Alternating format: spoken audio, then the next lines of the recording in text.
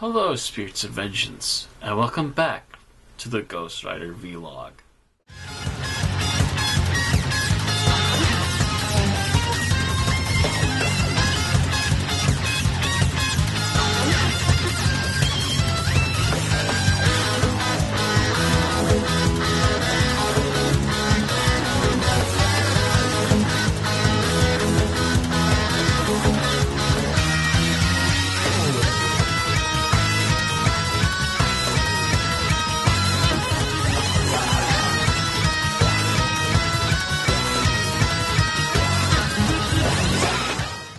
So today we're going to talk about book number 52 of the Ghost Rider run, the first book, I might add, to be released in 1981. Starting off right away, we got the cover here. Fairly decent cover. We show off Ghost Rider, decent artwork. We also show off the Sirens of Kronos, which are a major part of this particular story. Very quickly, for those who don't know, Kronos was a human, but due to messing with cosmic energy, there's a resulting accident, and he became more or less an Eternal, unlike Galactus. And apparently this also allows him to move through time, and also created the Sirens back during ancient Greek era, so that's sort of a thing, I guess. Anyway, back to the main story here. Again, decent artwork on the cover, and just kick off things. It's not just Johnny in the wasteland this time, but we actually get the Ghost Rider.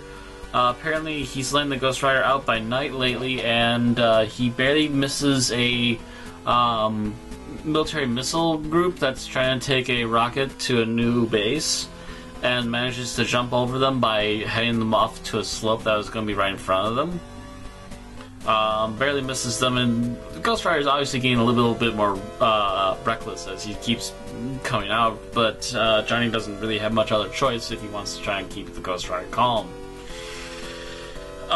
So also in the meantime, since after a little while later, he does take back Ghost Rider and becomes his normal form, and he's planning to go into a race in order to help hone his skills a little bit more so he can be ready the next time he takes on Fargo. Nice to know that they're actually still keeping some of the background plot that we've gone through so far, so that's a good thing. However, while he's trying to get there, he ends up late and has to try and catch up. In the meantime, before the race even started, we had a couple men who were blowing up a boulder in order to help get rid of it and get out of the way in time for the race. They accidentally woke up the Sirens, who then in turn, the one Siren that woke up manages to ensnare them. As the bikers are racing down the road, they come to the exact same area and are once again grabbed by the Siren, who then uses all of the combined men to try and push open the seals on her sisters so that all three Sirens can be free. This is about the point that Johnny catches up, and he has a little crash. Getting back up onto the main slope again, he is then attacked by the Siren's song and uses Ghost Rider to help defend himself against it.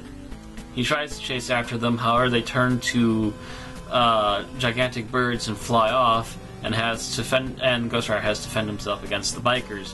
He slows them down by warming up the road and causing their bikes to get stuck, and then runs off.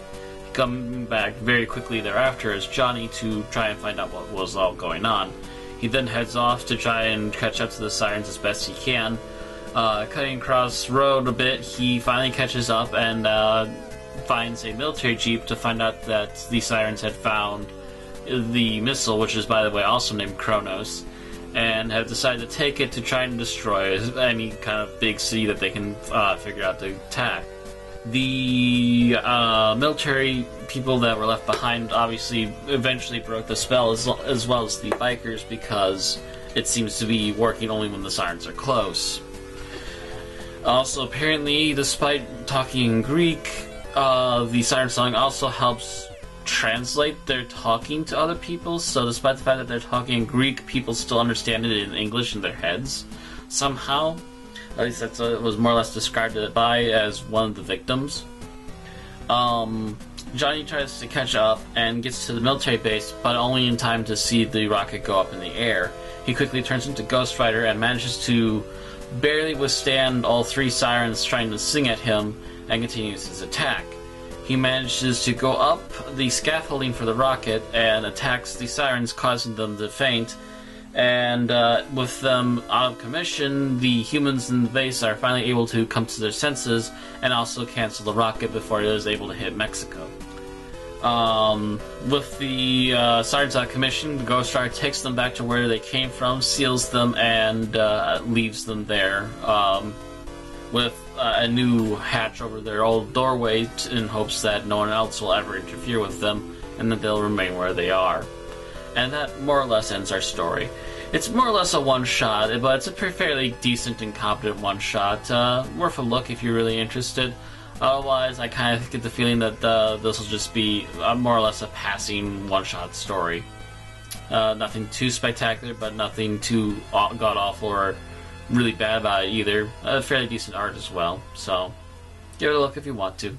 And that's it for this week. I'll see you all next time.